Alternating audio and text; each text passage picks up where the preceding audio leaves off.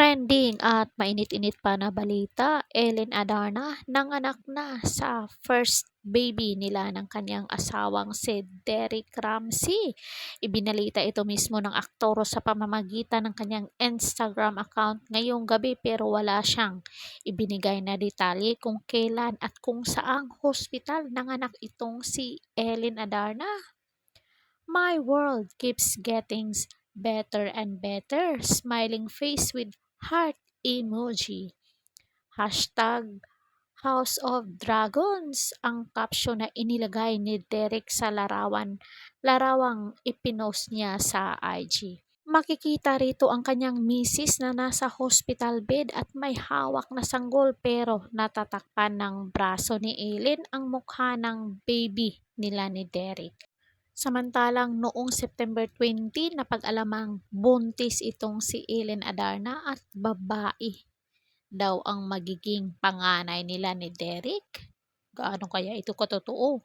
Marami ang nagsabing fake news ito kasi nga wala namang post ang mag-asawa at walang ingay lalo't nabanggit pa ni Derek sa panayam niya sa katutong Morley Alinio sa vlog nitong ito ang tondo na panay ang deny na buntis si Ellen at hoping na magkaroon na nga sila ng baby ngayong taon bilang Year of the Dragon.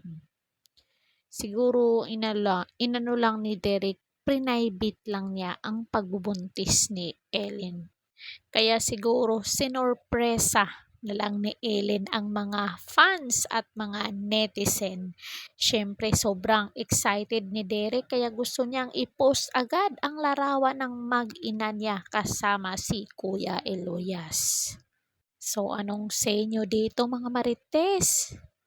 Ano lang yan, tama lang yan na private niya yung pagbubuntis ni Ellen para mabulaga naman ang mga netizen at mga fans niya. 'Di ba parang hindi nabuntis si Ellen, no? Parang ang sexy pa rin niya. So, comment down kayo dyan mga marites kung anong say nyo dito. Don't forget to like, share, and subscribe. Kung bago pa lang kayo dito sa ating channel, please hit the notification bell para updated kayo lagi sa mga latest chika ko sa inyo. Caridad Official TV. Hanggang sa muli. Thank you so much.